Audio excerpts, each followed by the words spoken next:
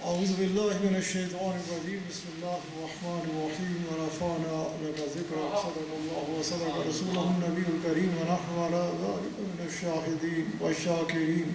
والحمد لله رب العالمين. تمام تعریف اللہ وحدہ لا شریک کے لیے، اسی کی خاطر، اسی کو سجتی ہے، اسی کے لیے لائق ہے کہ جس کے سوا کوئی عبادت کے لائق نہیں، جو بڑا مہربان ہے، بہت کریم ہے، حد سے زیادہ نوازنے والا، کرم فرمانے والا، توبہ کو قبول فرمانے والا، گناہوں کا معاف فرمانے والا، درجات کا بلند فرمانے والا،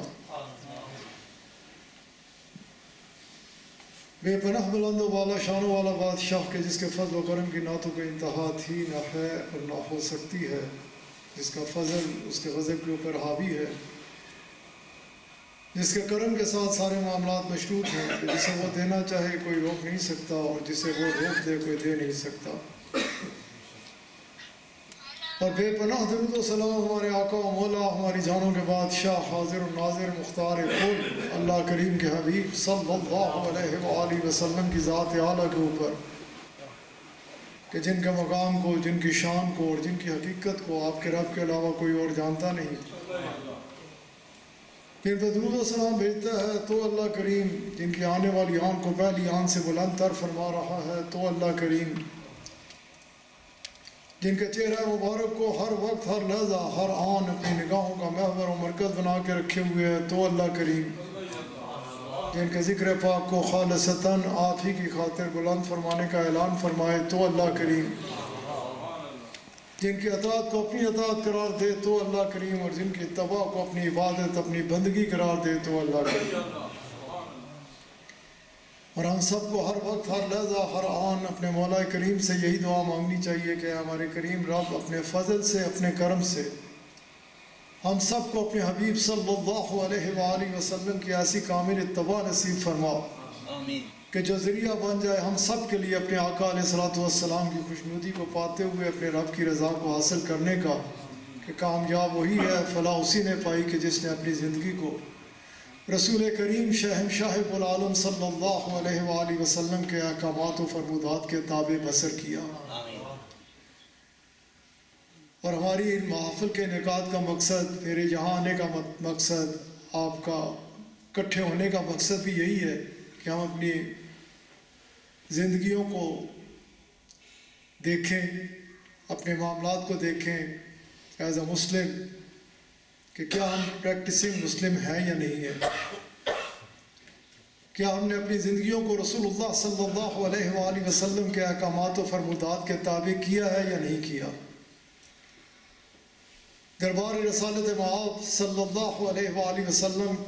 کے ساتھ تعلق کو مضبوط کریں، آپ کے احکامات و فرمودات کو مضبوطی سے تھامیں، کہ کیونکہ جہاں رسول اللہ صلی اللہ علیہ وآلہ وسلم کا یہ فرمان مبارک ہر ایک کو خوب یاد ہے کہ اس وقت تک تم صاحب ایمان نہیں ہو سکتے کہ جب تک مجھے اپنے ماں باپ، اولاد، عزیز و اقارب، مال و اسباب اور اپنی جان سے بڑھ کر پیارا نہیں جان لیتے. وہاں ہی رسول اللہ صلی اللہ علیہ وآلہ وسلم کا یہ بھی خوبصورت فرمان مبارک موجود ہے کہ اس وقت تک بھی تم صاحب ایمان نہیں ہو سکتے جب تک تم میری کامل اتباع اختیار نہیں کرتے. اب مختصر سے وقت میں خوبصورت الحمدللہ بیانات ہوئے، نعتیں ہوئی. صاحب نے رسول اللہ صلی اللہ علیہ وآلہ وسلم، آپ علیہ الصلوۃ والسلام، کہ جو ہم جب تک اس پہ کامل یقین نہ ہو کہ آپ ہر چیز جانتے ہیں، آپ جو خبر دے رہے ہیں وہی حق ہے، کیونکہ مجھے نہیں پتا، آپ کو نہیں پتا، آپ کو پتا ہے، اس وقت تک بندہ واجب ایمان ہو ہی نہیں سکتا. یہی فرق ہے نبی میں اور امتی میں، کہ نبی کو پتا ہوتا ہے، وہ امتی کو خبر دیتا ہے، وہ غیب کا علم جاننے والا ہوتا ہے. پھر خوبصورتی سے ہمارے خوبصورت پروفیسر صاحب کا خوبصورت بیان تھا، جہاں درمیان میں نعتیں ہوتی رہی جو ایمان کی پختگی کا باعث بنتی ہیں، ایمان کو اوپر لے جانے کا باعث بنتے ہیں، وہاں بیانات جو ایمان کی پختگی کا باعث بنتے ہیں. یہ تصوف کے حوالے سے ہمارے بڑے حضرت، جن کے نام سے انہوں نے سینٹر بھی بنایا، جن کے ساتھ ان کا مضبوط تعلق ہے، ان کے حوالے سے، تصوف کے حوالے سے خوبصورت گفتگو فرما رہے تھے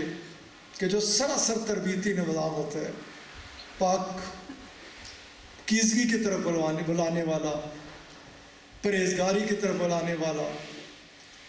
تزکیہ نفس سکھانے والا، اور اس کے بعد ایمان کی شان کے بارے میں قبلہ قاری صاحب بیان فرما رہے تھے کہ ایمان نام ہی وہ قرآن و حدیث سے ثابت ہے۔ اللہ کریم نے بھی واضح طور پہ فرمایا ہے کہ اس وقت تک تم صاحب ایمان نہیں ہو سکتے جب تک میرے حبیب علیہ الصلوۃ والسلام کو اپنے ہر معاملے میں اپنا حاکم نہ مان لو۔ اللہ کریم کا واضح فرمان ہے، اور آقا علیہ الصلوۃ والسلام کا فرمان میں نے ابھی آپ کے آگے رکھا کہ آپ فرماتے ہیں کہ اس وقت تک تم ایمان والے نہیں ہو سکتے جب تک ہر چیز سے بڑھ کر مجھے پیارا نہ جاؤ۔ دربار رسالت مآب صلی اللہ علیہ وآلہ وسلم کی طرف چلتے ہیں، اور 1-2 منٹ میں اپنی بات کو سمیٹ لیتا ہوں کہ ہمارے آقا نے ہمیں کیا دیا ہے اور ہمارے آقا ہمیں کیسا دیکھنا چاہتے ہیں۔ جب رسول اللہ صلی اللہ علیہ وآلہ وسلم نے اس چیز کو پسند فرمایا کہ مخلوق کا تعلق خالق کے ساتھ جوڑیں، آپ نبی تو اس وقت بھی تھے جب کچھ بھی نہیں تھا، آپ نبی تو اس وقت بھی تھے جب آدم کا جسم مٹی اور پانی میں تھا علیہ السلام۔ آپ تو فرماتے ہیں کہ میں اس وقت اللہ کا نبی تھا جب کچھ بھی نہیں تھا، لیکن جس وقت رسول اللہ صلی اللہ علیہ وآلہ وسلم آپ علیہ السلام نے اس چیز کو پسند فرمایا، اظہار نبوت کو، اعلان نبوت کو، تو آپ علیہ السلام جب اس پہاڑ کے اوپر تشریف لے جاتے ہیں اور آپ صلی اللہ علیہ وآلہ وسلم مکہ پاک والوں کو طلب فرماتے ہیں کہ آ جاؤ، سب سے پہلے تو اپنے آقا علیہ السلام کی شان دیکھیے نا، کہ آج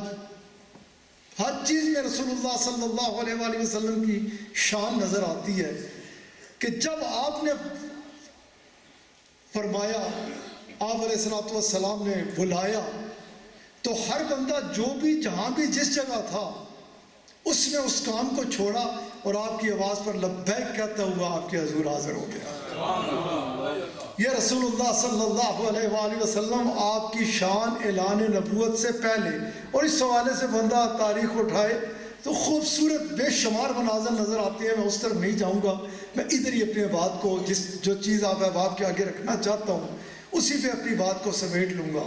ہمارے آقا علیہ السلام کی شان اعلان نبوت سے پہلے بھی یہ تھی کہ جب آپ نے طلب فرمایا تو کوئی کسی کام میں مصروف تھا،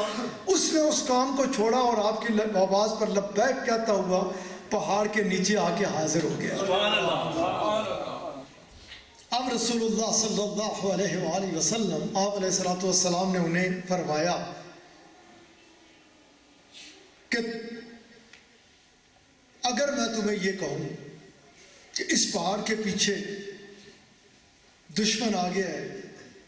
جو تمہارے اوپر حملہ کرنے کو تیار ہے، تو کیا تم اسے مان لو گے؟ اب جواب سنیے، کفار کیا کہتے ہیں، کیا عرض کرتے ہیں کہ اگر آپ کہیں، اگر آپ فرمائیں تو ہم ایک لمحے کے اندر اندر اسے مان لیں گے۔ حالانکہ آپ ادھر سے آتے ہیں ادھر سے جاتے ہیں، اگر کوئی لشکر آئے گا تو کیسے ممکن ہے کہ پتہ نہ چلے، لیکن اگر آپ فرمائیں گے نا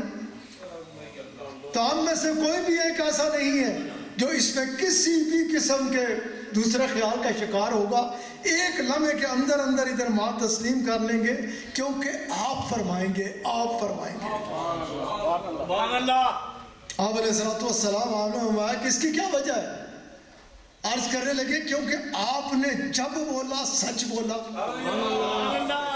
آپ کی زبان سے سوائے حق کے ہم نے کبھی کوئی بات سنی نہیں،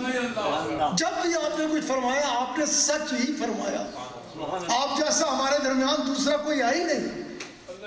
آپ ہمارا ایسا خیال رکھنے والے، ہماری امانتوں کا خیال رکھنے والے، آپ ہمیشہ سچی بات فرمانے والے۔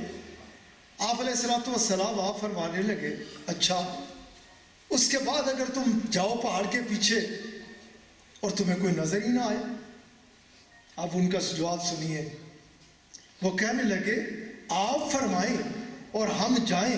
اور ہم نہ دیکھ پائیں تو ہم سب یہ تو ضرور مان لیں گے کہ ہم اندھے ہوں گے، لیکن یہ ہمارا دل تسلیم نہیں کرے گا کہ آپ جو فرما رہے ہیں وہ حق ہے۔ رسول اللہ صلی اللہ علیہ وآلہ وسلم، آپ کے اور میرے نبی پاک علیہ السلام نے اپنی ذات کو کفار مکہ کے درمیان ایسے منوایا۔ جب آپ کو وہ مان گئے، اس کے بعد آپ علیہ السلام نے فرمایا کہ آؤ اب میں تمہیں اس رب کی طرف بلاتا ہوں، اس اپنے اللہ کریم کا راستہ دکھاتا ہوں، اور اس شیطان سے بچاتا ہوں جس کو تم نہیں دیکھ سکتے، اور اس کی طرف بلاتا ہوں جسے میں نے دیکھا ہوا ہے، جس کو میں جانتا ہوں، جس کی طرف میں تمہیں بلانے والا ہوں، جس کی میں تمہیں خبر دینے والا ہوں۔ میرے پیارے دوستو، ہم مسلمانوں کو اپنے آپ کو اس انداز سے سنوارنا چاہیے کہ سچ مضبوطی سے تھاما ہوا ہو۔ ہم ادھر خاص طور پہ اس ملک میں تو آپ سب کے سب امبیسڈرز ہیں اپنے دین کے۔ آپ کسی اسٹریٹ پہ رہتے ہیں، کسی علاقے میں رہتے ہیں، کسی ٹاؤن میں رہتے ہیں، ایز اے مسلم آپ کا کریکٹر ایسا ہونا چاہیے کہ دیکھنے والا غیر مسلم آپ سے متاثر ہو، اسے پتہ چلے۔ میں اکثر اپنے دوستوں میں ایک بات کیا کرتا ہوں کہ جرمنی میں ہمارا ایک اہل طریقت تھا۔ اہل طریقت کو تو بہت زیادہ پہلے بات کر چکے ہیں اس میں۔ وہ ہر وقت جو اپنے اس کا ساتھ اس کے روم میں کوئی رہتا تھا، وہ ایک نان مسلم تھا، اس کو ہر وقت پریچ کرتا رہے تو مسلمان ہو جا، تو مسلمان ہو جا۔ ایک دن اس نے کہا کہ بھائی بات سن میری، تو ہر وقت مجھے بلاتا ہے کہ تو مسلمان ہو جا، میں پیتا ہوں تو بھی پیتا ہے، میں گیملنگ کرتا ہوں تو بھی گیملنگ کرتا ہے، جھوٹ میں بولتا ہوں، تو میرا ساتھی، ہم ایک روم میٹ ہے، جھوٹ میں دیکھتا ہوں تو بھی بولتا ہے، تیرے دین نے تجھے کیا دیا ہے جو تو مجھے کہتا ہے تو مسلمان ہو جا؟ تجھے کوئی تیرے میں کوالٹی نظر آئے، تجھے میں کوئی مختلف انسان دیکھوں، پھر میں اسلام کو مجھے راغب ہوں نا کہ میں بھی تیرے دین کی طرف آ جاؤں۔ وہ اس کو ایسی چوٹ لگی نا، ایسی ضرب پڑی اس شخص پہ کہ اس کی دل کی دنیا تبدیل ہو گئی۔ اس نے توبہ کی۔ وہ بندہ جو بالکل دنیا کی غلاظت میں غرق تھا، تو اس نے ایک پاکیزہ زندگی اختیار کر لی۔ تو میرے پیارے دوستوں، یہ دنیا یہ تو ختم ہو جانے والی ہے، ادھر نہیں رہنا ہے۔ کاغذ نیلا ہو پیلا ہو، اس پہ پاؤنڈ کا نشان ہو، ڈالر کا ہو یا روپے کا، یہ کوئی ساتھ لے کے جانے والا نہیں ہے، یہ چند دن کی بات ہے۔ ہمیں فخر ہونا چاہیے ایز اے مسلم کہ ہم مسلمان ہیں، ہمارا کریکٹر ایسا ہو، ہماری زبان ایسی ہو، ہمارا طرز زندگی ایسا ہو کہ ہم اس معاشرے میں رہ کر لوگوں کو بتائیں کہ ہم تو اس نبی پاک کے ماننے والے ہیں جو عالمین کے لیے رحمت بن کر تشریف لائے، جنہوں نے ہمیں سکھایا ہے تو ایک ہی چیز سکھائی ہے کہ دوسرے کے کام آؤ، نفرتوں کو ختم کرو، محبتوں کو عام کرو، ایک بہترین پاکیزہ زندگی اختیار کرو۔ میرے پیارے دوستو، کوشش اس عمر کی کرو، یہ جان لو اور خوب جان لو کہ دنیا کا اگلے لمحے کا کسی کو بھروسہ نہیں کہ اس سے رہنا ہے یا نہیں رہنا۔ اس دنیا میں کامیاب وہی ہے جس نے اتباع رسول مقبول صلی اللہ علیہ وآلہ وسلم اختیار کر لی۔ اس دنیا سے گیا تو اس حال میں گیا کہ اللہ تعالیٰ کی خوشنودی حاصل کر کے گیا۔ رسول اللہ صلی اللہ علیہ وآلہ وسلم اس سے راضی ہو گئے۔ ہمارے آقا علیہ السلام نے تو ٹو اسٹارٹ ود ہی، یہ دین اسلام کا پیغام دینے سے پہلے سب سے پہلی چیز جو ہمیں سکھائی، جو بتائی کہ کیسے کھڑے ہونا چاہیے، وہ یہ ہے کہ بالکل کریکٹر بہت خوبصورت ترین ہو۔ کوڈ آف کانڈکٹ جو آپ نے ہمیں دیا وہ اتنا خوبصورت ہے، and it's very easy to adapt, please believe me. جب اسے ہم شارٹ کٹ اختیار کرتے ہیں کہ ہم یہ چسکی لگا لیں تو ہم بھگارے ہو جائیں گے دنیا سے، ہم ادھر سے یہ کر لیں اور وہ کر لیں تو ہمیں رات مل جائے گی۔ در حقیقت یہ کمپلیٹ کوڈ آف لائف جو ہمارا دین ہمیں دیتا ہے، یہ اتنا پاکیزہ، اتنا اور فعال ہے۔ اور میں آپ کو میں اپنے دوستوں کو کہتا ہوں کہ ایک دن صبح اٹھو اور اس دن آپ طے کر لو کہ آج میں نے کوئی کام شریعت مطالعہ کے خلاف نہیں کرنا. آج میں نے سارے کا سارا دن جھوٹ سے بچنا ہے, غیبت سے بچنا ہے, سارے کے سارے دن کو میں نے اپنے آقا علیہ الصلوۃ والسلام کے احکامات و فرمودات کے مطابق گزارنا ہے. رات کو آپ اپنے دن کو دیکھیں, رات کو اپنی نیند کو دیکھیں, صبح اٹھ کے اپنے آپ کو دیکھیں. یو ول فیل کہ آپ نے کچھ حاصل کیا ہے, آپ نے وہ جو دن گزارا ہے اس کی جو خوبصورتی ہے وہ آپ محسوس کریں گے. اللہ ہمارے اس دورے کا مقصد ہی یہی ہے کہ دنیا سے نفرتوں کو ختم کیا جائے, محبتوں کو عام کیا جائے, اور وہ ایک ہی رستہ ہے اور وہ مدینہ پاک کا خوبصورت رستہ ہے. ہمارے نبی پاک علیہ الصلوۃ والسلام کی عرفہ والا تعلیمات ہے. اللہ تعالی ہم سب مسلمانوں کو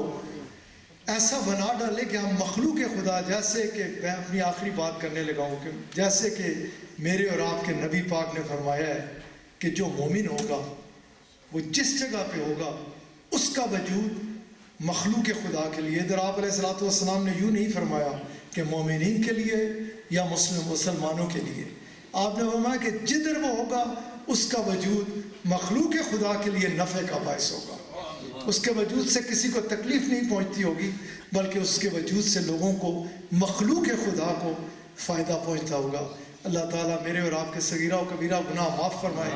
ہم سب کو زندہ رکھے تو اپنے اور اپنے پیارے حبیب علیہ الصلوۃ والسلام کی سچی پکی اور پختہ محبت میں, موت دے تو اسی محبت میں, کل قیامت کے دن اٹھائے تو اسی محبت میں. رب تعالیٰ ہم سب کا حامی و ناصر ہو. سب احباب اپنے دل کی طرف متوجہ ہو کے